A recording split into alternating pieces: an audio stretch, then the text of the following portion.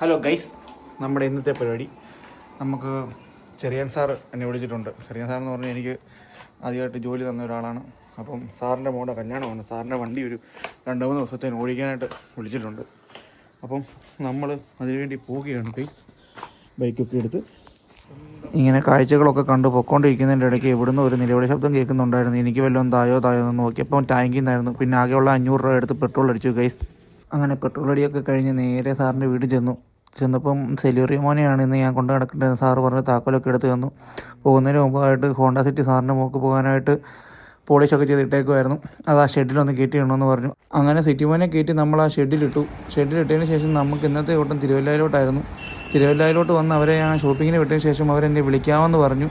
അവരുടെ വിളി ഓർത്ത് ഞാൻ നേരെ PW റെസ്റ്റ് ഹൗസിൻ്റെ അവിടെ ഒരു തണലുണ്ടായിരുന്നു. അവിടെ പോയി ഇങ്ങനെ അവരുടെ വിളിയും കാതോർത്ത് നിന്നപ്പം നമ്മുടെ അടുത്തുള്ള പള്ളിയിലെ ദൂറിൻ്റെ ബാങ്ക് വിളി കേട്ടു. നേരെ അങ്ങോട്ട് വെച്ച് പിടിച്ച് പഠിച്ചവനോട് പോയി കുറച്ച് ദുഃഖങ്ങളും പ്രയാസങ്ങളും എല്ലാം പറയേക്കാമെന്ന് ഓർത്തു.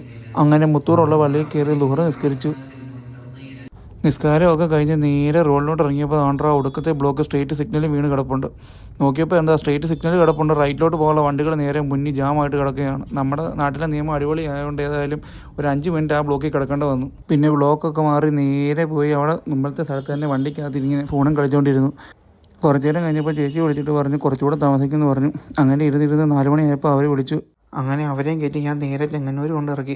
ടൂർണമെൻറ്റ് കാണാനുള്ള തിടുക്കത്തിൽ ഞാൻ വണ്ടി എടുത്തുകൊണ്ട് നേരെ പറഞ്ഞു. പക്ഷേ എന്ത് ചെയ്യാൻ, 6 മണിയായപ്പോഴത്തേനും ടൂർണമെൻറ്റ് നേരത്തെ കഴിഞ്ഞു. പിന്നെ നേരെ വീട്ടിലേക്ക് പോരുന്നു.